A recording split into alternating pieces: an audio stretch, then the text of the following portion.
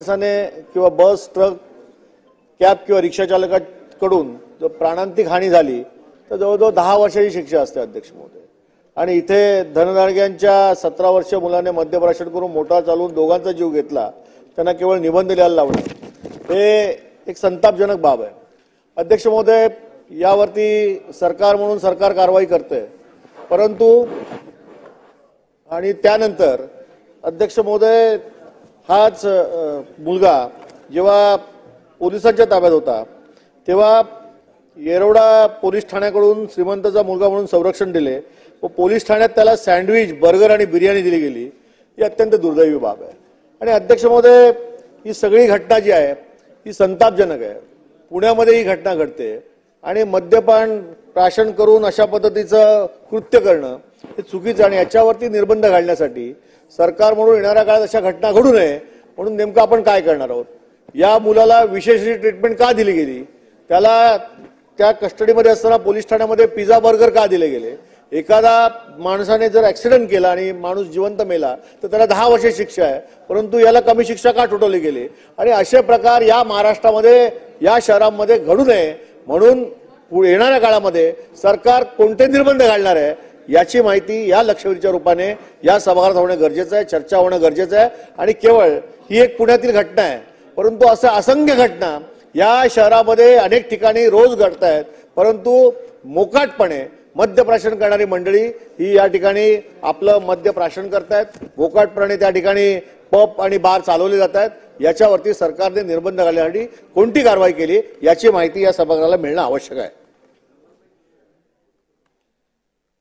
माननीय अध्यक्ष महोदय, सन्माननीय प्रभू साहेबांनी जो मुद्दा मांडलेला आहे तो निश्चितपणे गंभीर आहे। सदरू जी घटना आहे ही घटना 19/5/2024 रोजी साधारणपणे 2:30 वाजताच्या दरम्यान घडली आणि त्यानंतर हा जो विधी संघर्षित बालक आहे त्याला लोकांनी त्या ठिकाणी थोडी मारहाणही केली आणि त्यानंतर त्याला पोलीस स्टेशनला आणण्यात आलं। पोलीस स्टेशनला आणण्यात आल्यानंतर त्याच्यावर गुन्हा दाखल झाला। हे खरं आहे की पहिल्यांदा पोलिसांनी जो गुन्हा दाखल केला तो 304 चा होता, 304 ए चा होता, परंतु त्यानंतर वरिष्ठांनी व्हिजिट दिली आणि वरिष्ठांनी व्हिजिट दिल्यानंतर त्यांनी सांगितलं की 304 ए नाही 304 चाच गुन्हा या ठिकाणी दाखल केला पाहिजे। आणि म्हणून आपण जर बघितलं तर त्याच दिवशी केस डायरीमध्ये 304 चा गुन्हा दाखल केला आणि ज्युव्हेनाईल जस्टिस बोर्डापुढे माझ्याजवळ ती ॲप्लिकेशन देखील आहे की या ॲप्लिकेशनमध्ये अतिशय स्पष्टपणे जी काही बाजू मांडण्यात आली आहे, विधी संघर्षित बालक नाम आपण वाचत नाही, जन्मदिनांक 14/9/2006, राहणार बंगला नंबर 1, ब्रह्मा सनसिटी जवळ, वडगाव शेरी, पुणे याचा गुन्ह्यात सहभाग असल्याचे निष्पन्न झाले असून त्याने निगृढपणे सदरचे कृत्य केले आहे।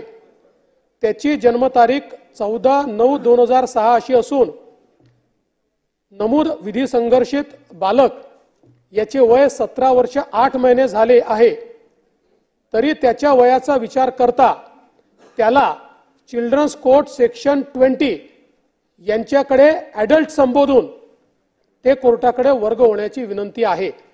हा पहिलाच अर्ज आहे की ज्या अर्जामध्ये स्पष्टपणे पोलिसांनी म्हटलेलं आहे की याला ॲडल्ट ट्रीट करावं, कारण आपल्याला माहिती आहे की निर्भयाच्या घटनेनंतर अशा प्रकारे जे 17 वर्षाच्या वरचे आहेत आणि थंड डोक्याने त्यांनी एखादं कृत्य केलंय असं जर लक्षात आलं तर त्यांना ॲडल्ट ट्रीट करता येतं, त्या संदर्भातली तरतूद आहे। त्या तरतुदीप्रमाणे या ठिकाणी ही मागणी करण्यात आली होती। माझ्याजवळ तिथली कॉपी आहे, ते जे ज्युव्हेनाईल जस्टिस बोर्डचे मेंबर आहेत त्यांनी त्याच्यावर लिहिलं आहे सीन अँड फाईल्ड आणि त्यांनी स्पष्टपणे ती फाईल केली आणि त्यानंतर त्याला काय काय शिक्षा त्यांनी सांगितल्या ते आपल्या सगळ्यांना माहिती आहे। लगेच इमिजिएटली पोलिसांनी त्याच्यावर अपील दाखल केली आणि कोर्टाकडे अपील दाखल केल्यानंतर सीजीएम साहेबांनी त्या अपील हिअर केली आणि हिअर करून सांगितलं की ज्युएनाईल जस्टिस बोर्डाच्या सेक्शन 45 प्रमाणे तुम्हाला रिव्ह्यूचा अधिकार आहे, तो तुम्ही रिव्ह्यूचा अधिकार तिथे वापरा आणि जर त्यांनी रिव्ह्यू मध्ये ऐकलं नाही तर पुन्हा आमच्याकडे या, आम्ही ते नक्की ऐकू. आणि मग ज्यावेळी रिव्ह्यू करता ती पिटिशन दाखल केली त्यावेळेस मात्र मग त्यांनी जो काही आपला जुना निर्णय होता तो बदलला आणि त्याला जी काही कस्टडी आहे ती कस्टडी त्या ठिकाणी दिली. हे करत असताना अनेक मुद्दे त्याच्यामध्ये लक्षात आले. विशेषतः त्याचा जो रक्ताचा नमुना घेतला होता, ज्यावेळेस रक्ताच्या नमुन्यामध्ये त्या ठिकाणी अल्कोहोल नाही असं लक्षात आलं त्यावेळेस पोलिसांना स्ट्राईक झालं की काहीतरी याच्यात गडबड आहे आणि म्हणून पोलिसांनी तात्काळ त्याचा डीएनए घेतला आणि जो रक्ताचा नमुना होता त्याच्या डीएनएशी मॅच केला, त्याच्या वडिलांचा डीएनए घेतला, तो मॅच केला, तर असं लक्षात आलं की जे रक्त त्या ठिकाणी देण्यात आलेलं आहे त्याचा डीएनए मॅच होत नाही आणि तात्काळ मग पोलिसांनी त्या संदर्भातली कारवाई केली. जे काही डॉक्टर आहेत त्यांना अटक केली. त्यातनं मग एकाने कबूल केलं की मी 3 लाख रुपये घेऊन अशा प्रकारचा हा नमुना बदललेला आहे. या सगळ्या बाबी त्या ठिकाणी रेकॉर्डवर आणल्या. त्याची पहिली चार्जशीट जी आहे ती देखील दाखल केली आणि सगळा लीगल आणि टेक्निकल एव्हिडन्स त्याच्यामध्ये तयार केला. त्याची जी काही क्रॅश इम्पॅक्ट अनालिसिस आहे ते क्रॅश इम्पॅक्ट अनालिसिस केलं. त्या क्रॅश इम्पॅक्ट अनालिसिस मध्ये ज्यावेळी त्यांनी ब्रेक मारलेला आहे त्यात लॉक झालेली स्पीड ही 110 किलोमीटर पर आवरची आहे. त्यामुळे अत्यंत वेगानेही तो चालवत होता. त्याच्या घरापासनं कंप्लीट सीसीटीव्हीचं जे नेटवर्क आहे ते त्या ठिकाणी जप्त झालेलं आहे. तो पहिले ज्या बारमध्ये बसला जिथे दारू प्यायला त्याचं सीसीटीव्ही फुटेज ते जप्त केलेलं आहे. त्या सीसीटीव्ही फुटेज सोबत त्यांनी दिलेलं बिल जप्त केलेलं आहे. तो दुसऱ्या बारमध्ये जिथे बसला त्याचं सीसीटीव्ही फुटेज हे जप्त केलेलं आहे. त्यामुळे लीगल आणि टेक्निकल एव्हिडन्स मध्ये आता कुठेही एव्हिडन्सची कमतरता नाहीये. हा सगळा एव्हिडन्स त्या ठिकाणी दिलेला आहे. त्याच्या वडिलांवर कारवाई करण्यात आलेली आहे कारण वडिलांनी त्या ठिकाणी ज्युएनाईल जस्टिस ऍक्ट अनुसार आपला मुलगा ऍडल्ट नाही हे माहिती असताना देखील त्याला गाडी चालवायला देणं हा गुन्हा आहे म्हणून त्याबद्दल त्यांच्यावर गुन्हा दाखल झालेला आहे. जे बारचे त्या ठिकाणी मॅनेजर आहेत सगळे त्यांच्यावर त्यांनी तपासणी न करता त्याला लिकर सर्व्ह केली, त्यांच्यावर गुन्हा दाखल झाला. त्या सगळ्यांना अटक त्या ठिकाणी झालेली आहे. आणि याच्यासोबत त्याचे जे आजोबा आहे त्यांनी त्या ड्रायव्हरला तू हे अंगावर घे, ड्रायव्हर गेला होता की मी चालवत होतो पण पोलिसांनी ते मान्य केलं नाही. पोलिसांनी सांगितलं आमच्याजवळ इनफ एव्हिडन्स आहे की हाच चालवत होता. त्यानंतर त्या ड्रायव्हरला एक दिवस त्या आजोबांनी आपल्या घरामध्ये कोंडून ठेवलं आणि त्याला सांगितलं की तूच हे अंगावर घेतलं पाहिजे, पण त्यांनी ते काही शेवटी मान्य केलं नाही. त्यामुळे वडील आणि आजोबा या दोघांवर किडनॅपिंगची केस लावलेली आहे. अजूनही ते त्या ठिकाणी अरेस्टेड आहे. आणि या संदर्भात जे काही पोलीसचे अधिकारी आहेत, कारण याच्यामध्ये पोलिसांची चूक कुठे आहे? पहिली चूक ही आहे की ज्यावेळी त्याला 3 वाजता त्या ठिकाणी आणलं त्यावेळी त्याला मेडिकलला लगेच पाठवायला पाहिजे होतं, ते 8:30 वाजता त्यांनी पाठवलेलं आहे. त्यामुळे दुसरं अशा प्रकारचा गुन्हा घडला. नॉर्मली ऍक्सिडेंटमध्ये 304A लावतात, तो 304A लावला, पण त्यांनी पहिले वरिष्ठांना कळवायला हवं होतं, पण ते वरिष्ठांना त्यांनी कळवलेलं नाही. वरिष्ठांनी आल्यानंतर तो 304A चा 304 केलेला आहे आणि तो त्याच वेळी केलेला आहे. याचा सगळा रेकॉर्ड हा केस डायरीमध्ये आहे आणि म्हणून आपली ड्युटी नीट केली नाही या आधारावर त्यांना त्या ठिकाणी सस्पेंड केलेलं आहे. यासोबत तुम्ही जो दुसरा प्रश्न विचारला त्या प्रश्नामध्ये जवळपास पुण्याच्या भागामध्ये 70 पब्सवर कारवाई केलेली आहे.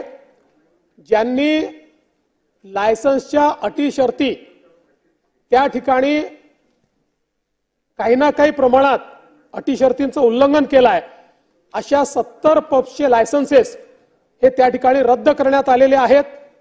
आणि त्यासोबत वेगवेगळ्या प्रकारे ज्या काही अटी आहेत त्या ठिकाणी आता ज्यांचे लायसन्सेस आहेत तिथे आर्टिफिशियल इंटेलिजन्स एनेबल्ड कॅमेरेज लावले आहेत. त्याची सुरुवात झालेली आहे, बऱ्याच ठिकाणी आता लागले आहेत. कंपल्सरी केलंय की ज्यातनं त्यांनी किती वाजता बंद केलं, त्यांनी सर्व करताना त्याचं जे काही वय आहे ते तपासलं की नाही, या सगळ्या गोष्टी या कॅमेऱ्याच्या माध्यमातून त्या ठिकाणी तपासल्या जात आहेत.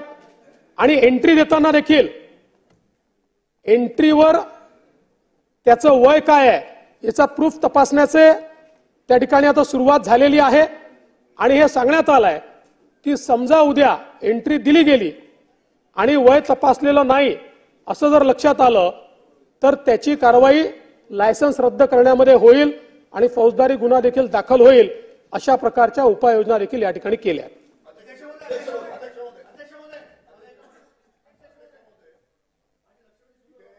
नाही अध्यक्ष महोदय, विरोधी पक्ष नेते अध्यक्ष महोदय, खरं तर आता पुण्याची घटना आणि त्यानंतर झालेल्या सुद्धा घटना महाराष्ट्रामध्ये हिट अँड रन मध्ये त्यानंतर सुद्धा आपण म्हणतो की कायद्याचा धाक वगैरे काही राहिलेला नाही. 6-7 घटना नंतर झाल्यात, नागपुरात झाल्यात, बऱ्याच ठिकाणी झाल्यात, त्यांची यादी आहे पण ते वाचणार नाही. अध्यक्ष महोदय, खरं तर आता असं म्हणतात की पुण्यातली लोक पुण्याचा आता उडता पंजाब होत आहे.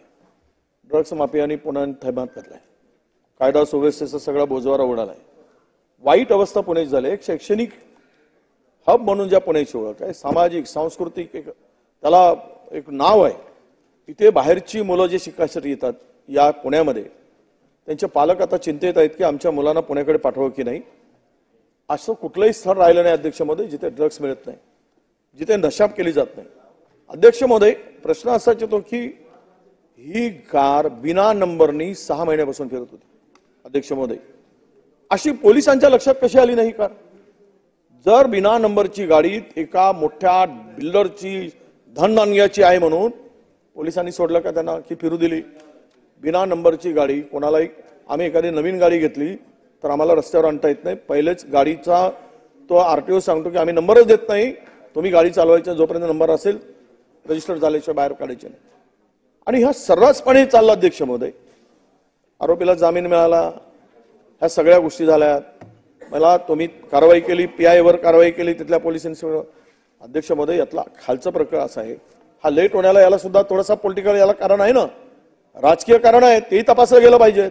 कुणाला सपोर्ट करावा आणि कुणाला करू नये, 2 निष्पाप लोकांचा जीव जातो. तरुण भरधाव गाडी चालवतो, ब्लड नमुने बदलण्यापर्यंतची हिंमत जाते. अध्यक्ष महोदय, हे कोणामुळे झालं? 2 डॉक्टरवर कारवाई केली.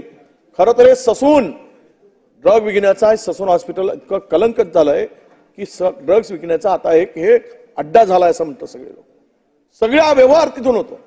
आणि मी माननीय गृहमंत्री महोदयांना लक्षात आणून देतो की तुम्ही जरा माहिती घ्या पुण्यात काय चाललंय. 450 त्या ठिकाणी ओपन टेरेस हॉटेल आहे. प्रत्येक हॉटेलकडून ज्या भागातील कोरेगाव असेल, कल्याण नगर असेल, 5 लाख रुपयाचा हप्ता बांधलाय अध्यक्ष महोदय. 5 लाख रुपये. आणि छोटी मोठी जे काही हॉटेल आहेत त्याच्यात आउटस्कट्सला 75 ते 2.5 लाख रुपये घेतले जातात अध्यक्ष महोदय. आणि पबचा दर तर पहिल्यांदा 5 लाख रुपये. मला हे कळत नाही की एवढा मोठा संपूर्ण व्यवहार चालत असताना ज्या पब्स अनधिकृत चालत आहेत, नियमाचं उल्लंघन करून चालत आहेत, तेथील 27 पबला अध्यक्ष महोदय कुठलाही परवानगा नव्हता. आता बिना परवानगीने 27 पब जर चालत असतील तर पोलीस कमिशनर काय झोपा काढत होते तिथे? त्यांच्यावर कारवाई नको? गेल्या 200 गुंडांची ओळख म्हणजे त्यांनी परेड घेतली. ही परेड होती की ओळख? परेड होती की ओळख होती? हा प्रश्न येतो. 200 गुंडांची गेल्या आज कमिशनर आलेत आणि पुण्याची आता कायदा सुव्यवस्था आता एकदम सुसाट होणार. आली, ओळख घेतली, सांगितली. ही ओळख, हे परेड होती? प्रश्नावर येऊया. नाही, प्रश्न येतो. पुण्यातला प्रश्न अध्यक्ष महोदय हा गंभीर झाला. हा प्रश्न गंभीर आहे अध्यक्ष महोदय, म्हणून मी याच्याकडे लक्ष देतोय. गृहमंत्री महोदय, तुम्हाला तिथे जे काही कमिशनर आहेत, बघा आरोपी, हे 2 आरोपी अमरावतीत का मिळाले? माझा आरोप आहे, आपल्याकडे आमची चौकशीची मागणी आहे. जरा माहिती घ्या. त्या संभाजीनगरमध्ये आरोपी पकडत असताना तिथे काय तोडपाणी झालाय याची माहिती घ्या. कोण होता मध्यस्थी याची पण माहिती घेतली पाहिजे अध्यक्ष महोदय. हे वरवर नाही, या प्रकरणामध्ये मोठे अधिकारी सुद्धा पाठीशी, त्या सगळ्या प्रकरणाला लपवण्यामध्ये आणि त्यांना आरोपीला पाठीशी घालण्यामध्ये त्यांचा मोठा सहभाग आहे अध्यक्ष महोदय. माझी विनंती एवढीच आहे की आज मध्यप्रदेश हे तिथे चाललंय. नॉन टीपीच्या, माननीय गृहमंत्री महोदय, नॉन टीपीची दारू सर्रास पुण्यात विकली जाते. सर्रास करोडो रुपयाचा महसूल हा बुडवला जातो. आपण ही जर तपासणीची एक मोहीम घेतली ना आणि ती अचानकपणे सांगून केलं तर सगळं गायब होईल. मी सांगतो आपल्याला, पुण्यातून तुमच्या तिजोरीमध्ये 500-700 कोटी रुपये येतील. इतका हा गोरखधंदा मोठ्या प्रमाणात सुरू आहे. आणि या सगळ्यामध्ये ड्रग्सचे हप्ते सुरू आहेत, गुटख्यांचे हप्ते सुरू आहेत, पबचे हप्ते सुरू आहेत, हॉटेलचे हप्ते सुरू आहेत, रेट ठरवून घेतला आहे. काय होईल कायदा आणि सुव्यवस्थेचा पुण्यातला? काय, कोण आपला कायदा हातात घेऊन जाणार नाही? म्हणून माझी विनंती एवढीच आहे अध्यक्ष महोदय, मी काही प्रश्न नाही, प्रश्न असा आहे बोलतील स्पेसिफिक, अध्यक्ष महोदय, स्पेसिफिक प्रश्न असा आहे आमचा, या प्रकरणामध्ये एकूणच झालेली आरोपीला पकडल्यानंतर कारवाईमध्ये झालेला विलंब, याला पोलीस कमिशनर जबाबदार आहे. त्यांना आपण राजीनामा द्यायला भाग पाडणार का? तो राजीनामा घेणार का? हा पहिला प्रश्न. आणि इतके दिवस ही नंबर प्लेट नसलेली गाडी चालत होती, यावर याच्यावर आपण याच्या संदर्भात कुणावर कारवाई करणार? आणि आजपर्यंत त्या पब्सवर आणि आता कारवाई झाली, ती कारवाई न करण्याचं कारण काय? आणि यावर यांचा कुणाचा आशीर्वाद होता? त्यांच्यावर कारवाई होईल का? अध्यक्ष महोदय, पहिल्यांदा तर पुणे हे जे शहर आहे आपली सांस्कृतिक राजधानी देखील आहे आणि शिक्षणाचं माहेरघर आहे, आपलं टेक्नॉलॉजीचं हब आहे, आपलं मॅन्युफॅक्चरिंगचं हब आहे. तर मला असं वाटतं की पुण्याचा उडता पंजाब झाला वगैरे असं म्हणून पुण्याला बदनाम करणं योग्य नाही आहे. देशभरात त्याची बदनामी होते. उलट नाही, वृत्तपत्र काही छापतात म्हणून जबाबदार लोकांनी असं बोलणं योग्य नाही आहे. शेवटी आपल्या राज्यामध्ये सगळं एवढं मोठं जे काही इन्व्हेस्टमेंट येतं पुण्यामध्ये येतं, तथापि या घटना घडल्या ते गंभीर आहे, त्याचं गांभीर्य मी नाकारत नाही. कोणी जात नाही, काळजी करू नका. ते तुमच्या काळात गेले ना, आमच्या काळात जाऊ नाही शकत, सोडून द्या. नाना भाऊ, हे जे रोज नरेटिव्ह तयार करण्याची सवय झाली आहे ना, यातनं खोटं बोलायची सवय लागेल. बरं, माझ्या मित्राला खोटं बोलायची सवय लावून घेऊ नका. रोज आपलं खोटं बोलून रेटून बोला योग्य नाही आहे. सन्माननीय विरोधी पक्ष नेत्यांनी जे सांगितलं, पहिली गोष्ट या संपूर्ण प्रकरणामध्ये, म्हणजे मी काही या ठिकाणी कोणाला क्लीन चिट वगैरे द्यायला बसलो नाही, पण या संपूर्ण प्रकरणामध्ये पुण्याच्या पोलीस आयुक्तांनी अतिशय प्रोएक्टिव्ह भूमिका घेतली, अतिशय प्रोएक्टिव्ह. आणि कुठलाही तसूभरही याच्यामध्ये एकही इंडिकेशन असं नाही की ज्याच्यामध्ये त्यांच्यावर कारवाईची आवश्यकता आहे. तथापि आपण जे सांगितलं, खरं म्हणजे ही अलीकडच्या काळात पद्धत आहे, कोणीतरी एखादा कागद आणतं आणि मग सांगतं हे बघा रेट कार्ड, हे इतके रेट चाललेले आहेत. असं नसतं. तुम्हाला जास्त माहिती आहे. रेट कार्ड म्हटल्यावर तुम्ही बोलले, तुम्हाला माहिती आहे. नाही, तुम्हाला त्यांना योग्य बसून माहिती बोलू आहे. नका. रेड हे बघा, हे कार्डबद्दल फार तुम्हाला काय चुकीचं माहिती आहे आहे. मला माहिती आहे. उपमुख्यमंत्री कारण मी बोलत गृहमंत्री असताना असं बसून बोलणं योग्य नव्हे.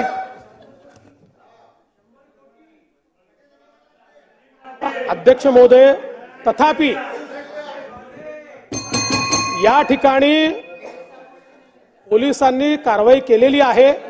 सन्माननीय विरोधी पक्षनेत्यांनी जी माहिती दिली आहे ती माहिती सत्य मानून त्याच्यावरही चौकशी केली जाईल. रोहित पवार. अध्यक्ष महोदय, परंतु रोहितजी, अध्यक्ष महोदय, गाडीच्या आपण- संदर्भातला जो मुद्दा उपस्थित केला होता त्यांनी रजिस्ट्रेशन केलं पण प्रोसेस पूर्ण केली नाही. त्याचा जो रजिस्ट्रेशन नंतर टॅक्स भरायला पाहिजे होता तो भरला नाही. त्यामुळे त्याच्यावरही कारवाई केली आहे आणि 420 467 गुन्हा त्याही संदर्भात दाखल केलेला आहे आणि हे तपासून पाहण्यात येईल की याच्यामध्ये आरटीओच्या कुठल्या अधिकाऱ्याचं काही संगनमत आहे का. बोला रोहित पवार. अध्यक्ष महोदय, त्यांचं होतं. अध्यक्ष अहो, तुम्हाला महोदय, संधी दिली, आता बाकीच्यांना बोलू दे की. अध्यक्ष महोदय. देणार. देतो तुम्हाला, देतो. बोला. अध्यक्ष त्यांचं होते, देतो त्यांचं. अध्यक्ष महोदय, इन या चेंबर. ठिकाणी हा जर विषय आपण बघितला तो खऱ्या अर्थाने का चर्चेत आला त्याचं मुख्य कारण म्हणजे तिथं असणाऱ्या सामान्य लोकांनी हा विषय हातात घेतला, आंदोलनं केली. रवींद्रभाऊ दंगेकर आमदार यांनी सुद्धा त्याच्यामध्ये पुढाकार घेतला. अध्यक्ष महोदय, याच्यामध्ये आपण खोलात जर गेलो तर याच्यात सिस्टमिक एरर आहे. म्हणजे ज्या व्यक्तीने गुन्हा केला तो एका मोठ्या कुटुंबातून होता, पैसेवाल्या कुटुंबातून होता आणि 6 ते 7 डिपार्टमेंट त्या व्यक्तीला मदत करत असताना आपण सर्वांनी बघितलं. एखाद्या गरीबाले जर तिथं काय केलं असतं तर कदाचित त्या बाबतीतली चर्चा सुद्धा तिथं अध्यक्ष महोदय झाली नसते. अध्यक्ष महोदय, इथं जर आपण बोलायचं झालं तर आमचं एवढंच म्हणणं आहे, याच्यामध्ये ड्रग्ज वगैरे बऱ्याच काही केसेस इन्व्हॉल्ड आहेत. अध्यक्ष महोदय, काही दिवसांपूर्वी, काही महिन्यांपूर्वी 18 जुलै 2023ला मी एक लक्षवेधी मांडली होती ड्रग्सच्या बाबतीत. फडणवीस साहेबांनी होम मिनिस्टर म्हणून त्याला उत्तरही दिलं होतं आणि उत्तर खरंच चांगलं होतं. अध्यक्ष महोदय, पण फक्त ते उत्तरच राहिलं का एवढीच शंका त्या ठिकाणी मला वाटतं.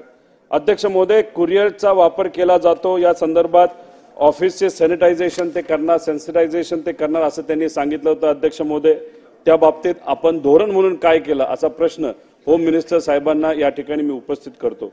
अध्यक्ष महोदय, जिल्हा अधिकारी यांच्या under anti drug coordination committee तयार केली जाईल, ती केली गेली आहे का, त्याची कुठली स्ट्रॅटेजी आहे का, त्याच्याबद्दल आपण पुढे काय करणार आहोत आणि कुठल्या कुठल्या जिल्ह्यामध्ये अशा पद्धतीची कोऑर्डिनेशन कमिटी ही निर्माण केली, त्याचा काय स्टेटस आहे असा प्रश्न अध्यक्ष महोदय मी इथं होम मिनिस्टर साहेबांना करतो. त्याच्याबरोबर दहशतवादी पथकाला नोडल एजन्सी हे केलं जाईल, तर अशी एजन्सी केली गेली आहे का, त्याचा कुठला अहवाल आलाय का, एवढंच या ठिकाणी अध्यक्ष महोदय आम्हाला बोलायचं आहे. आणि याच्यामधून मला असं वाटतं की याची सरकार असो का त्याची सरकार असो, यात पूर्णपणे सिस्टमिक एरर आहे. म्हणजे श्रीमंताचा एखादा व्यक्ती नाही तर कॉन्टॅक्ट असणारा एखादा व्यक्ती सहजपणे याच्यातून सुटून जाऊ शकतो. फक्त लोकांनी हा विषय ताब्यात घेतला.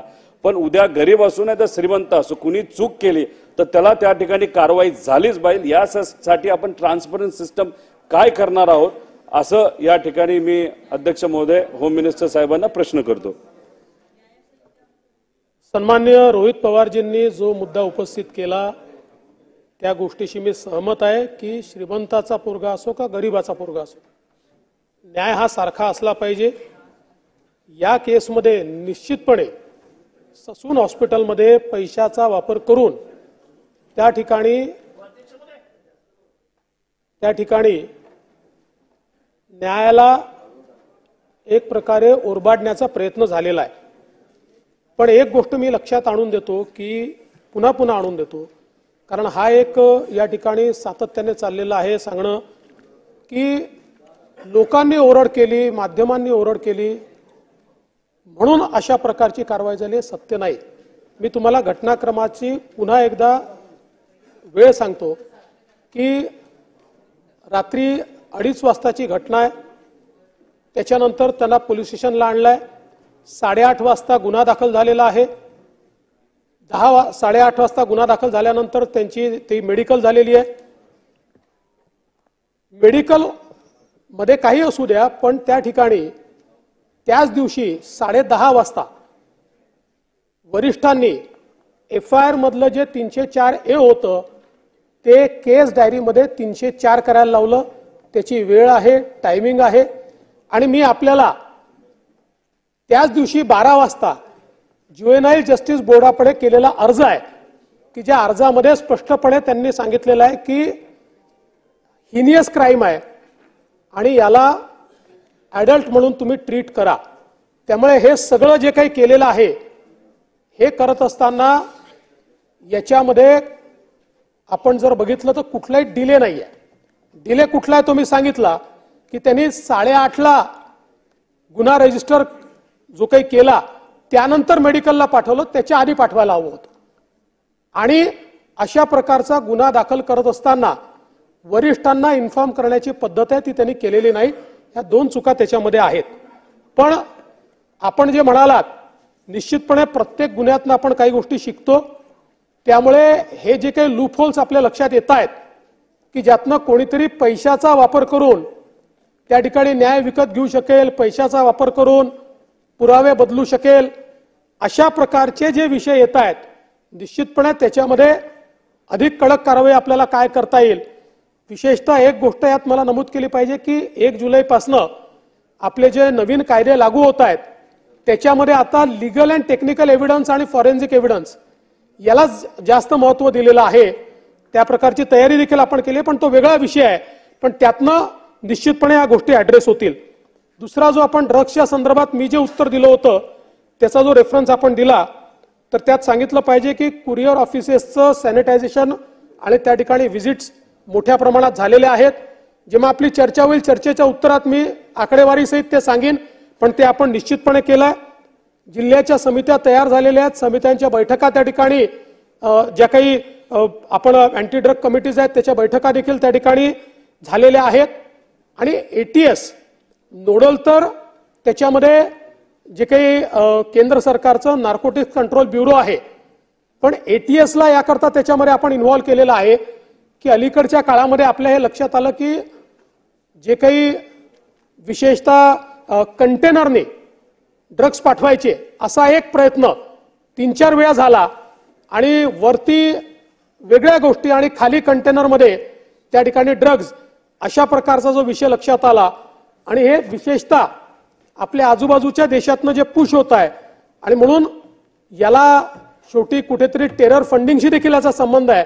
म्हणून ATSला देखील याच्यामध्ये आपण जोडून घेतलेलं आहे. केंद्र सरकारनेच ते केलेलं आहे. ATSला देखील त्या ठिकाणी आपण जोडून घेतलेलं आहे. आणि अशा प्रकारे हे जे कंटेनर्स वगैरे आहेत आता आपल्या पोर्टवर आतापर्यंत याची आधुनिक एक्सरे मशीन नव्हती, ती पण मशीन आता आलेली आहे. त्यामुळे प्रत्येक कंटेनर हा ज्या मशीनच्या माध्यमातून ड्रग्ज डिटेक्ट करता येतात अशा मशीनचा एक्सरे झाल्याशिवाय आता बाहेर जाऊ शकत नाही. अनिल देशमुख साहेब त्यांच्यानंतर येतो. इथे सविस्तर पुण्याच्या घटनेच्या बाबतीत निवेदन दिलं. हिट अँड रनच्या घटना महाराष्ट्रामध्ये मोठ्या प्रमाणात घडतात.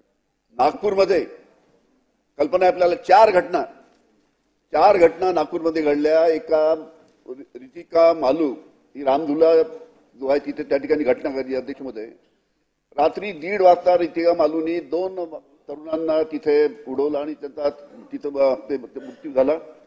याच्यामध्ये अध्यक्षमध्ये सर्वात महत्वाची गोष्ट म्हणजे यामध्ये ही घटना झाल्यानंतर 7 तासांनी तिथे सॅम्पल घेण्यात आलं. अध्यक्षमध्ये घटना 1:30 वाजताची, सॅम्पल घेतला सकाळी 7:30 वाजता. 7 तासानंतर सॅम्पल घेण्याची काय आवश्यकता होती? घ्यायचं ते सॅम्पल तर लगेच घ्यायला पाहिजे, 1 तास 2 तास 3 तासानंतर. त्याच नंतर ही घटना झाल्यानंतर त्या महिलेला, त्या तरुणीला घरी जाऊ दिलं. त्यानंतर तिचे वडील तिथे आल्यानंतर अध्यक्ष महोदय तिथला जो PI होता परशुराम भवळ, तिचे वडील आल्यानंतर गळाभेट झाली तिथं स्पॉटवर त्यांची, म्हणजे काही त्यांची जुनी ओळख असेल त्यांची गळाभेट झाली. त्या ठिकाणी त्या गाडीतलं जे दारूच्या बाटल्या होत्या ते फेकण्यात आल्या. तिथं डिस्ट्रक्शन ऑफ एव्हिडन्स झाला. अध्यक्ष महोदय अशा पद्धतीनं फॉरेन्सिक टीम त्या ठिकाणी आणली आणि बिना सुप्रतनाम्याची गाडी सोडली.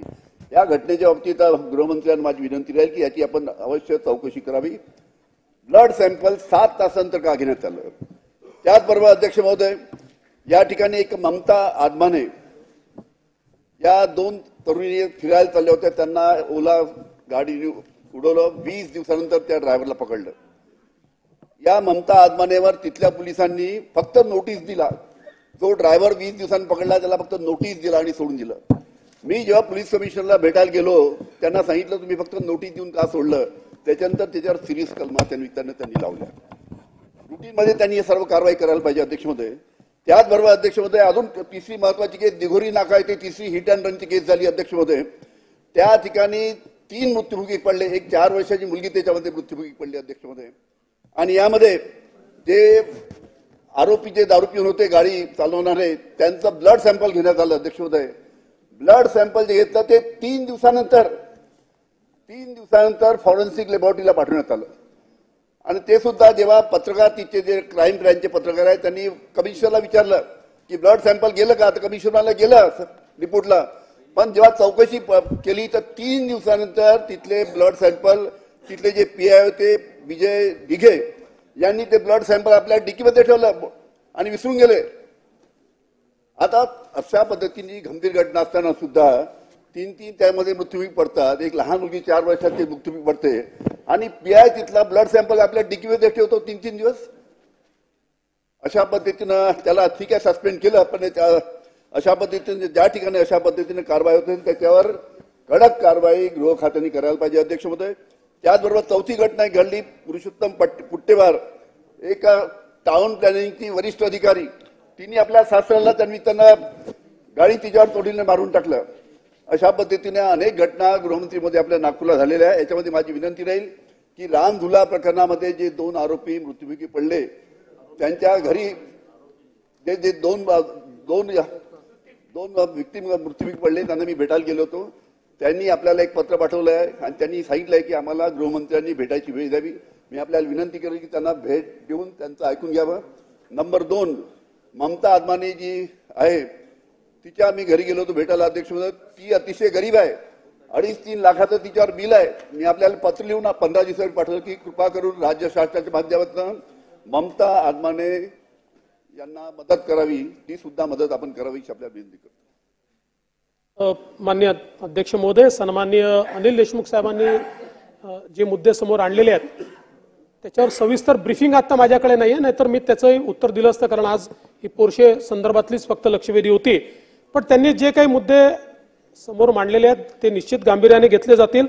आणि विशेषतः त्यांनी जे सांगितलं की ममता आदमाने यांना जी काही मदत दिली पाहिजे जरूर ती जी काही मदत आवश्यक आहे ती मदत त्यांना देण्यात येईल. आणि हे जे काही दुसरे विक्टीम आहेत मी स्वतः त्यांनी वेळ मागितली मी जरूर त्यांची भेट घेईन.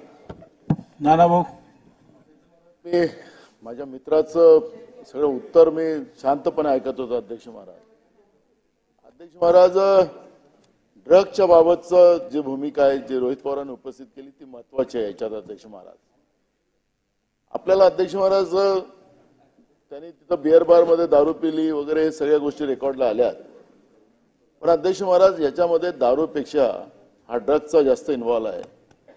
आणि हा ड्रग विषय हा इतका डेंजर आपल्या महाराष्ट्रात निर्माण झालेला आहे. ते नाशिकमधून ललित पाटील आणि मग त्याचं नातं यांच्याकडे खातं वाटतं ना, बोर्ड दाखवते यांच्याशी नातं असं नाही म्हणत ललित पाटलाचं, पण ससूनशी नातं फार जोडलं गेलं अध्यक्ष महाराज.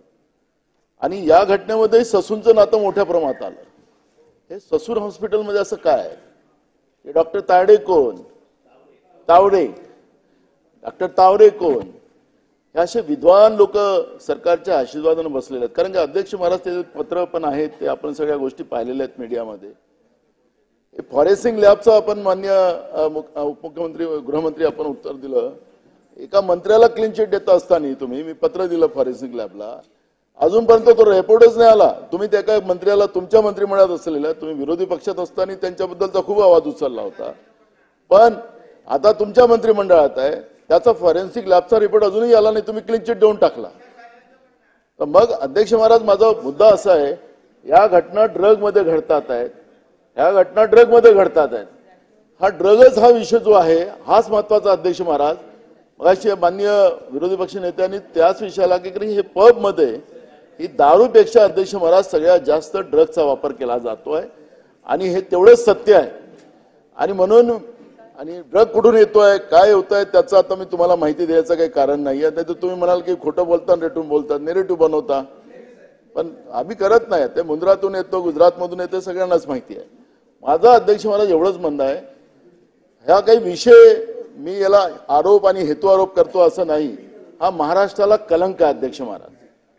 पुण्यासारख्या शहरामध्ये एज्युकेशन हबमध्ये आणि एका सांस्कृतिक शहराला अशा पद्धतीचा कलंक लागणं, मग अशा या भ्रष्ट प्रशासकीय व्यवस्था आणि कोण त्याच्या पाठीशी नेमकं आहे. कारण की याच्यामध्ये या घटनेमध्ये अजून पुन्हा अध्यक्ष महाराज हे पोलिसांनी खाली जी कारवाई जे माननीय उपमुख्यमंत्री मगापासून सांगतात आहे, राजकीय व्यवस्थेचा दबाव त्याच्यावर सातत्यानं होता. हा कोण होता राजकीय व्यवस्थेचा दबाव आणणारा? हे सगळे, कारण की महाराष्ट्रासमोर हे प्रश्न सगळे निर्माण झालेले आहेत. या सभागृहाच्या माध्यमातून स्पष्टता माननीय गृहमंत्र्यांनी मांडावी, ड्रगच्या बाबत मांडावी. हा डॉक्टर तायरे, त्याला कोणाचा आशीर्वाद होता? तुमचा नव्हता. डॉक्टर काय असतील तिथं ते ससून मधले, हा ससूनचा ड्रगशी काय नातं? व्हीआयपी ट्रीटमेंट ललित पाटलाला हे कशासाठी दिलं गेलं होतं? आणि म्हणून अध्यक्ष महाराज हा ससून हॉस्पिटल सुद्धा हे जे आहे हे या सगळ्या ड्रग व्यवस्थेशी आणि रक्तबदलामध्ये, आणि अध्यक्ष महाराज हा रक्त नमुना तपासायचा ना अध्यक्ष महाराज, त्याला मी तुम्हाला सांगतो, अजून आताही सांगतो, त्याला दारू त्याच्यामध्ये येणार. कारण की त्याच्यामध्ये कोर्टामध्ये काय होतं, आपणही वकिलात अध्यक्ष महाराज, दारू पिलेला आहे तर त्याला तर माफच केलं जातं नंतर काही, आणि मुद्दाम थोडी मारलेलं आहे. ते नंतर काय होतं आपल्याला माहिती आहे. पण ड्रग हा विषय जो अध्यक्ष महाराज त्याच्या रक्त नमुन्यात येणार नाही अध्यक्ष महाराज, हेच आम्हाला संशय आहे. आणि म्हणून त्याची स्पष्टता या ठिकाणी करावी. आणि महाराष्ट्राला लागलेल्या या ड्रगचा कलंक, ससून हॉस्पिटलचं नातं आणि ह्या व्यवस्था याच्याबद्दलचं स्पष्टीकरण माननीय उपमुख्यमंत्र्यांनी द्यावं. ठीक. माननीय अध्यक्ष महोदय, अर्धा तास पहिल्यांदा तर याच्यावर कुठलाही राजकीय दबाव असता तर एवढी कारवाई कधी झालीच नसती. आणि ससून हॉस्पिटलमध्ये डॉक्टर श्रीहरी हळनोर, डॉक्टर अजय तावरे आणि अतुल घाटकांबळे या सगळ्यांना त्या ठिकाणी सस्पेंड केलेलं आहे, त्यांच्यावर कारवाई करण्यात आलेली आहे. आणि नाना भाऊ, मला काय बघा, राजकारणात गेलो होतो मी मागच्याही वेळेस, ललित पाटील प्रकरण कुठे सुरू झालं ते सांगितलं होतं मी. कसं त्याचं पत्र, त्याला आयुक्तांनी तेव्हाच्या कोणाला पत्र लिहिलं होतं, तरी ते पत्र कसं इग्नोर झालं, तो कधी ऍडमिट झाला, सगळं सांगितलं. मला असं वाटतं की हे जरा राजकारणाच्या पलीकडे जाऊन पाहिलं पाहिजे. ही गोष्ट आपल्याला मान्यच करावी लागेल की आत्ताच्या परिस्थितीमध्ये जी काही आपली नवीन पिढी आहे, या नवीन पिढीला हा जो काही ड्रग्सचा विळखा या ठिकाणी लावण्याचा प्रयत्न चाललेला आहे. आणि सगळ्यात यातलं महत्वपूर्ण काय आहे तर पूर्वी बाहेरून ड्रग्ज वगैरे आणावे लागायचे. अलीकडच्या काळामध्ये केमिकल ड्रग्ज तयार होत आहेत आणि ते आपल्याकडेच तयार होतात. आता आपण ज्यावेळेस मोठा कुरकुमला कारखाना किंवा ते गोडाऊन हे काढलं, त्या ठिकाणी ते तयार करत होते. आणि त्याचं नेटवर्क जे निघालं ते असं निघालं की जवळपास म्हणजे त्या ठिकाणी 3600 कोटीचा माल आपण जप्त केला. त्याचं 48 तासात जेव्हा फॉरवर्ड लिंकेज झालं, तिथे तयार होऊन तो दिल्लीला जायचा. दिल्लीमध्ये खाण्याचे जे काही पदार्थ आहेत त्याच्या पॅकेजिंगमध्ये तो पॅक व्हायचा आणि परदेशात जायचा. आता तो सगळं आपण शोधून काढलं, मग नंतर नार्कोटिक्स कंट्रोल ब्युरोला दिलं. आता त्याचे अनेक देशातल्या लिंक्स या नार्कोटिक कंट्रोल ब्युरोनी काढलेले आहेत. मुळामध्ये हा केवळ आपल्यापुरतं मर्यादित राहिलेला नाही, आंतरराष्ट्रीय स्तरावर आज मोठ्या प्रमाणात या संदर्भातले व्यवहार होत आहेत. आणि म्हणूनच पहिल्यांदा केंद्र सरकारने सगळ्या राज्यांची एकत्रित या संदर्भात बैठक घेतली, एकत्रित स्ट्रॅटेजी तयार केली. त्या स्ट्रॅटेजीचा भाग म्हणून ह्या ज्या काही कमिट्या तयार केलेल्या आहेत आणि मग पहिल्यांदा इंटेलिजन्स या संदर्भातलं एक वेगळं युनिट तयार केलं की जे यातलं इंटेलिजन्स जमा करतं आणि राज्यांना सांगतं. म्हणजे आज वेगवेगळ्या राज्यांमध्ये कोऑर्डिनेशन चाललेलं आहे, केंद्राचं आणि राज्यांचं चाललेलं आहे. ते इंटेलिजन्स आल्यामुळेच आज आपण वेगवेगळ्या कारवाया करू शकतोय. म्हणजे आपण जर बघितलं तर महाराष्ट्रामध्ये आपण जेव्हापासनं ही झिरो टॉलरन्स पॉलिसी सुरू केली आहे, मोठ्या प्रमाणात कारवाया झाल्या. ठीक आहे, जे कारवाया जे काही झाल्या आहेत ते काही एका दिवसात उगवलेले लोक नाही आहेत. पण आता या संदर्भात पोलिसांनाही आपण सांगितलेलं आहे की, आणि केलंही आपण, ललित पाटील प्रकरणात आपण बघितलं असेल की ड्रग्सच्या केसमध्ये जर पोलिसांचं इन्व्हॉल्वमेंट दिसलं तर केवळ सस्पेन्शन नाही तर त्यांना बडतर्फ करण्यात येईल. तशा प्रकारे बडतर्फ आपण केलेला आहे. त्यामुळे ही पॉलिसी आपण केली आहे. निश्चितपणे अजून खूप काम करावं लागेल. हे एक आव्हान आपल्यासमोर आहे. आव्हान नाही असं म्हणून ते टाळता येणार नाही, पण त्या संदर्भात सरकार निश्चितपणे या आव्हानाचा मुकाबला करण्याकरता त्या ठिकाणी पूर्णपणे प्रयत्नरत आहे. आता पुढे जाऊया. पाऊण तास झाला. शेवटचा प्रश्न जितेंद्र आव्हाडजी, शेवटचा प्रश्न. अध्यक्ष महोदय, हा खरंच गंभीर विषय होता. आपण ज्या डॉक्टर तावरेंचं नाव घेतलं, उपमुख्यमंत्री महोदय तावरे, त्यांनी अटक केल्या सांगितलं ऐका, की मला माझं तोंड उघडावं लागेल. मला वाटतं त्यांचं तोंड उघडण्यासाठी आपण नार्को टेस्ट करावी आणि त्याला आपण मान्यता द्यावी. पण ह्याच्यातला सर्वात महत्वाचा प्रश्न जो अजूनपर्यंत अनुत्तरित राहिला आहे तो म्हणजे पोलीस स्टेशनला आणि पोलीस कमिशनरला फोन कोणाचे गेले होते. त्याच्यामध्ये कुठली राजकीय, आपण देवेंद्र भाऊ स्पष्ट बोलणारे, स्वच्छ सांगणारे, सत्य सांगणारे गृहमंत्री म्हणून ओळखले जातात महाराष्ट्रात. त्यामुळे हे सगळं बोलत असताना आपल्याकडनं महाराष्ट्राला सत्याची अपेक्षा आहे की क्रिमिनलायझेशन ऑफ पॉलिटिक्स हा बीजेपीचा नेहमी आवडता सब्जेक्ट राहिलेला आहे की राजकारणाचं गुन्हेगारीकरण व्हायला नको. असं असताना ह्या पोलीस स्टेशनला किंवा कमिशनरला कुठल्या मंत्र्याचे आणि कुठल्या आमदारांनी टावरेवरती तसेच पोलीस स्टेशनवरती दबाव आणले होते. कॉल रेकॉर्ड्स आहेत. अमितेश कुमार यांनी स्वतः इंटरव्ह्यू दिलेले आहेत. तर आपण या सभागृहाला आणि या सभागृहाद्वारे महाराष्ट्राला ही माहिती द्यावी की कोणी त्या पोलीस स्टेशनला आणि कलेक्टर आपला पोलीस आयुक्तांना या गुन्ह्यासंबंधी फोन केले होते. आणि बिर्गर बिर्याणीवर का देण्यात आले हो साहेब? पोलीस आयुक्तांना किंवा पोलीस स्टेशनला कुठल्याही मंत्र्याने फोन केलेला नाही.